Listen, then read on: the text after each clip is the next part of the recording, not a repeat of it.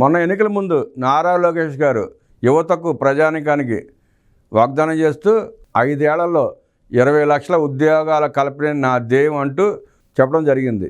ఈయన దూకుడు చూస్తుంటే 5 ఏళ్ళు ఆగలేడు, 3 ఏళ్లలోనే ఆ 20 లక్షల ఉద్యోగాలు పూర్తి చేసేలా ఉన్నాడు. వార్త ఒకసారి చూద్దాం. రాష్ట్రం ఈవీ తయారీ గమ్యస్థానం.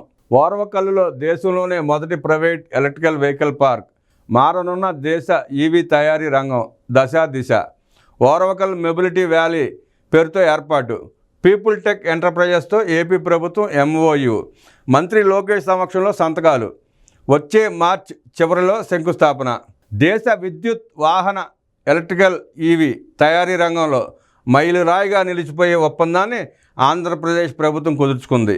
ఈవీ తయారీ రంగానికి ఆంధ్రప్రదేశ్ రాష్ట్రాన్ని గమ్యస్థానంగా నిలిపేందుకు మంత్రి నారా లోకేష్ చూపిస్తున్న పట్టుదల, చేస్తున్న కృషి సత్ఫలితాలు ఇస్తోంది. కర్నూలు జిల్లా ఓర్వకల్లులో దేశంలోనే తొలిసారిగా అతిపెద్ద ప్రైవేట్ ఎలక్ట్రికల్ వెహికల్ పార్క్ ఏర్పాటు కానుంది.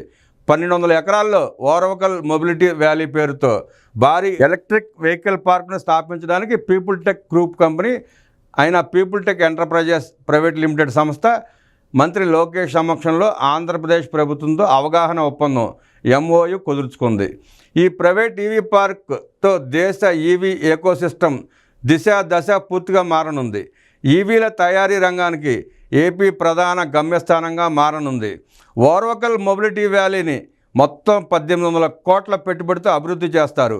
ఈవీ తయారీ అనుబంధ పరిశ్రమలకు అత్యాధునిక మౌలిక సదుపాయాలను అందించడం లక్ష్యంగా పెట్టుకున్నారు.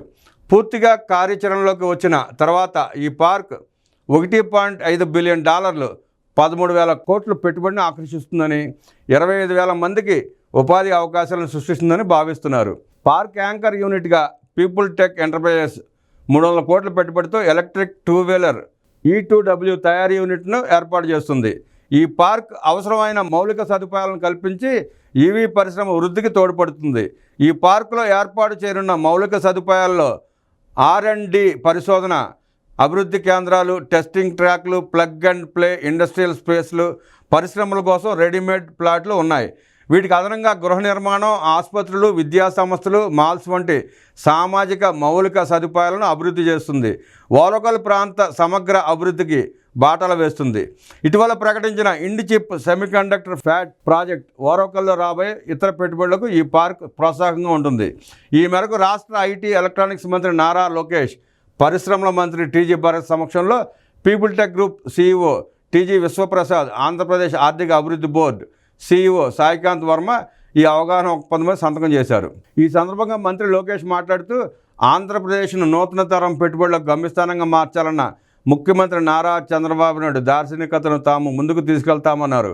ఆవిష్కరణలు, సుస్థిర అభివృద్ధిలో ముందంజలో ఉండాలనే ఆంధ్రప్రదేశ్ నిబద్ధతను ఈ ఎంఓయు ప్రతిబింబిస్తుందన్నారు.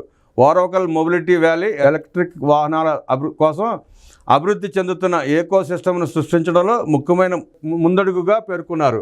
వేగవంతమైన పారిశ్రామిక వృద్ధిని సాధించేందుకు అత్యాధునిక విధానాల అమలు, ఇబ్బందులు లేని ప్రోత్సాహం అందించడంలో ఏపీ ప్రభుత్వ సామర్థ్యానికి నిదర్శనంగా నిలుస్తుందన్నారు.